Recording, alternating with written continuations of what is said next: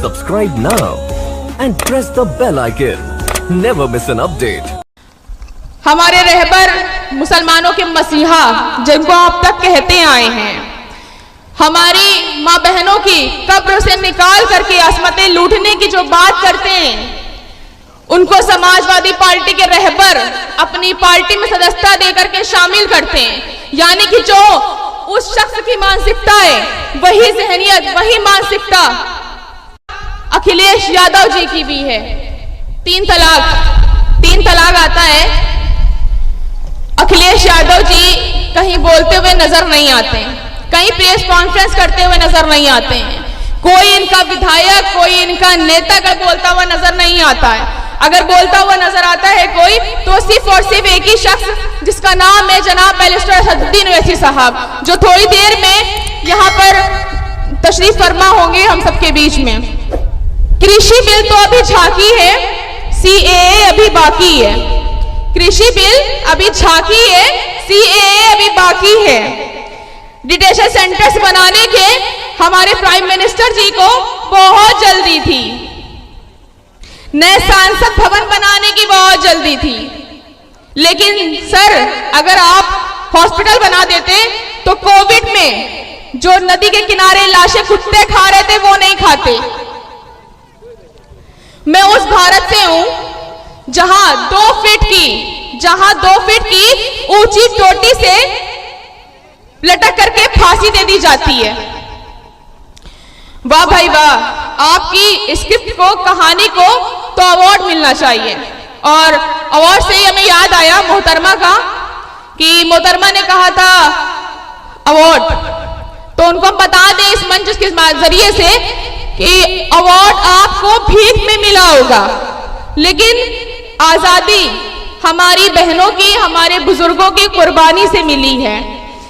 भीख मांग मांग करके आपका मानसिक संतुलन बिगड़ गया है। आपको Y+ सिक्योरिटी भीख में मिली है। आप अपना दिमाग का इलाज करवाइए। हमारे होम मिनिस्टर साहब चिल्ला चिल्ला करके कहते हैं 12 बजे रात में बेटियां गहने पहन के सुरक्षित चल सकती हैं। मैं जुमलेबाजों को याद दिला दूं, रात में 12 बजे हाथरस की बेटी को जिंदा जला दिया जाता है। वहीं देश की राजधानी में रात में 12 बजे पुलिसकर्मी महफूज नहीं होती है, अपने घर तक नहीं जा पाती है, रास्ते में दम तोड़ देती है। लखनऊ में 2 दिन पहले हमारी पत्रकार बहन, लखनऊ की बेटी तनु, अपने पति के साथ अपने घर के लिए जा रही थी। जब वो बताती है कि वो पत्रकार है, तब उसकी जान बचती है और तब जाकर के वो अपने घर पहुंच पाती है। आप कहते हैं बेटी बचाओ, साहब ये जुमले बंद कर दीजिए। आप ही की पार्टी की महिला प्रकोष्ठ की अध्यक्ष कहती है 6 बजे के बाद थाने मत जाना। कौन झूठा? आप झूठे कि आपकी महिला राष्ट्रीय उपाध्यक्ष झूठी? आपके झूठ के चक्कर में बेटियां मर रही हैं। सबको अस्सलाम वालेकुम। रामनगर की आवाम का बहुत बहुत शुक्रिया और तहे दिल से इस्तकबाल करते हैं हम। साथ में मंच पे जो लोग तशरीफ फरमा हैं, उनका भी इस्तकबाल करते हैं हम।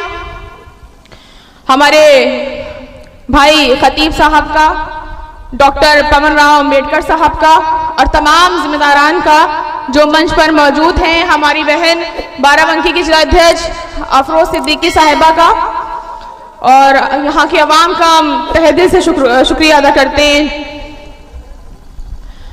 अब तक हम कहते आए हैं कि बीजेपी को हराना है। यही कहा है ना हमने कि अब तक हमें बीजेपी को हराना है और सपा बसपा कांग्रेस को जिताना है। लेकिन अब हम ये कहेंगे कि हमें बीजेपी को हराना है, ये सरकार गिरानी है, दरी नहीं बिछानी है, अपना घर बनाना है। मोदी सरकार घपले की सरकार, जो कि बड़ी बेकार है और बड़ी ही गद्दार है। मोदी जी को सिर्फ और सिर्फ पूंजीपतियों से प्यार है, मुस्लिम और दलित ही इनका शिकार है। हमारे रहबर मुसलमानों के मसीहा जिनको आप तक कहते आए हैं, हमारी माँ बहनों की कब्र से निकाल करके असमतें लूटने की जो बात करते हैं, उनको समाजवादी पार्टी के रहबर अपनी पार्टी में सदस्यता देकर के शामिल करते हैं। यानी कि जो उस शख्स की मानसिकता है, वही जहनियत, वही मानसिकता अखिलेश यादव जी की भी है।